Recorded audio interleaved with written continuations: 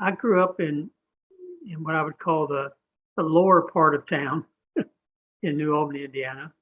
Uh, for the first 8 or 9 years of my life, we lived in a rented house uh, that was 1 block away from the city dump. And in those days, it was a real dump. They just come dump the stuff out and set it on fire. There wasn't a landfill or anything, just a dump. And and it was oh, about a quarter mile from the Ohio River. And that in my younger years, that's where I grew up. Now, in that neighborhood, uh, there were almost no homeowners. I think there was one homeowner. The rest of them were all rented houses. Um, Everybody in that neighborhood was manual labor, waitress, retail sales clerk, janitor. Both of my parents, my father, before and after he was in the Second World War, worked in the factory. And when we kids got a little bit older, mom started working in the factory, and both of them worked in factories for, the rest of their life, really, except later on, dad quit his job and started his own machine shop. And so this is when I was in graduate school. So when I grew up, he was a factory worker. He was a very good one. Mom was a factory worker.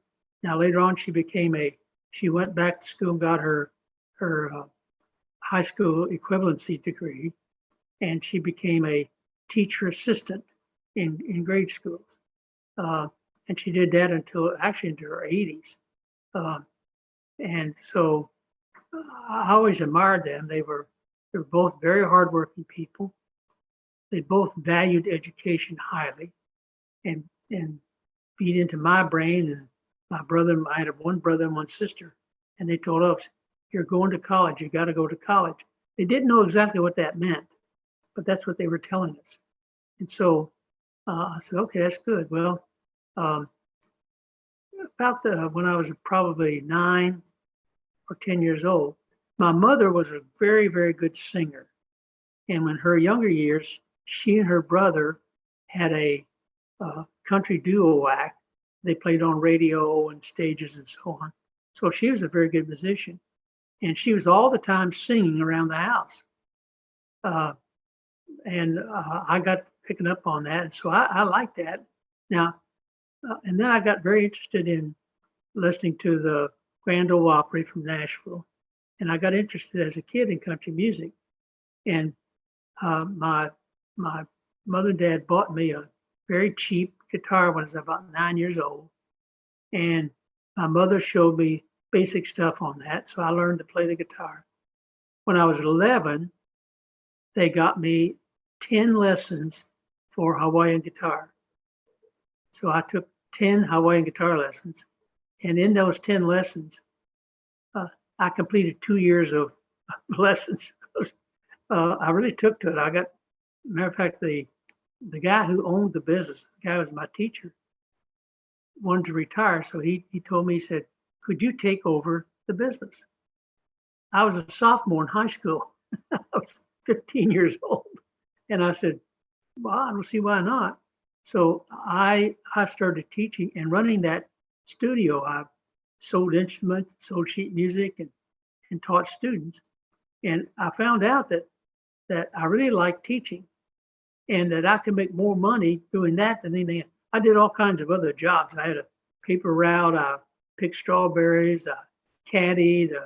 I did everything. Sold ice cream on the streets. I did it. But that music made more money for me than anything. And so I was a teacher for that time. During that same time, this country band I was in, we started going into what we call them honky tonks and bars, beer joints, and playing country music, square dances, barn dances, and stuff like that. But when I was a senior in high school, my parents kept reminding me, "Now, you're going to go to college. You got to go to college." And I said, "Yeah, I'm going to go to college." So my question was, well, what would I do? What would I? And the only people I knew with college degrees were my school teachers. So I said, hey, that's what you do. You become a school teacher. Uh, I didn't know any doctors. I didn't know any dentists. I didn't know any lawyers. I didn't know any other educated people. Uh, so that became my goal. And from the very beginning, from the first grade on, uh, I was a very good student. I loved school. I worked hard at school. I did well in school. And in high school, went to a very large high school. We had 20, 2,500 students in the high school. And I finished in the top, probably top 5% of that school. Uh, but my goal was I'll become a school teacher. Well, it so happened that I got a state scholarship to Indiana State Teachers College because my parents couldn't. They wanted me to go, but they didn't have any money to send me. So I got that scholarship, and I also got a private scholarship that would pay for my books. So I had my tuition and my books paid for 4 years, and then I worked at different things, including working in a factory for a while, to pay my other rooming and other, my other food and all that.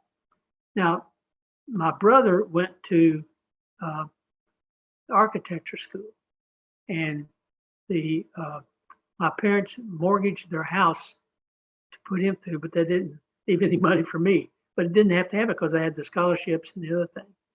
And while I was there, uh, I got interested in. I took a class in juvenile delinquents, and I got interested in criminology, but not really. I still had my goal set on being a school teacher.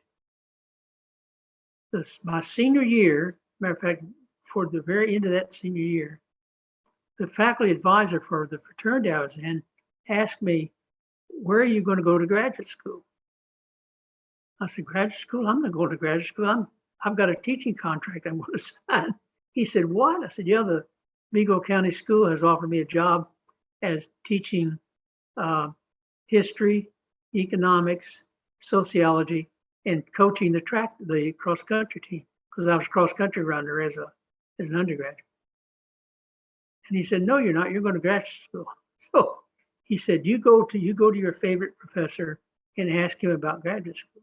So I did. I went to my favorite, who happened to be a sociologist, and through him I got into Kent State. And at Kent State, my chief professor there was a guy named Oscar Ritchie. He was a black guy, an African American, first African American professor I ever had, and he was terrific. He was a former probation and parole officer, and he really got me interested in criminology, and was very supportive, very helpful, and that's why I decided to do my thesis on that delinquency, self-report delinquency study. So that got me started, and then at that time they were developing. The United States government was getting very concerned about the fact that the Russians had put Sputnik up before it did. And so they passed a thing called the National Education Defense Act. And it provided full fellowships for people to go to graduate school to study what they called the sciences. So that this is for biologists, for physicists, chemists, and so on.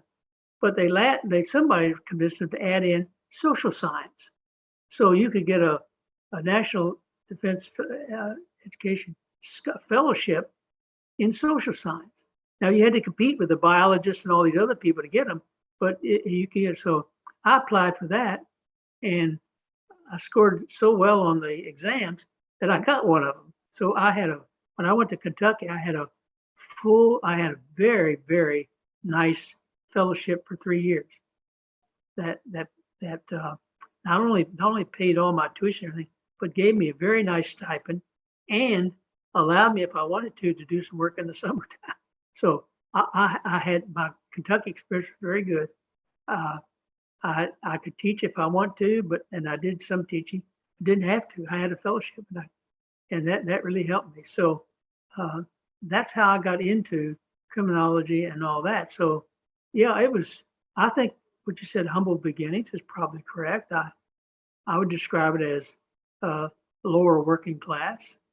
Um, Now, we weren't in poverty, and my folks were never on welfare and never, lived in subsidized housing and like that.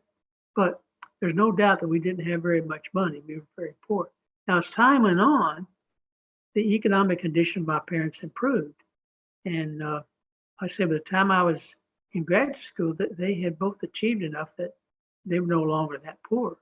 But growing up as a kid, we were. So I tried when I was in grade school and in high school. Uh, I bought my own clothes, not all of them, but most of my own clothes. Paid for my school books, paid for my school lunches, paid for my own dates. My brother and I went in and bought a car, paid for our own gas, so that I had to work pretty hard, even as a kid. And I think that helped me. Once I got into school, it didn't bother me to work hard. I mean, I was used to working hard. If I had to work 10 hours on something, I'd be willing to do it. If I had to stay up all night work, I would do it. And I think that my background helped me there. Now, and I believe again, both my parents were very bright people, and if circumstances had been different, they would both have been probably professional people.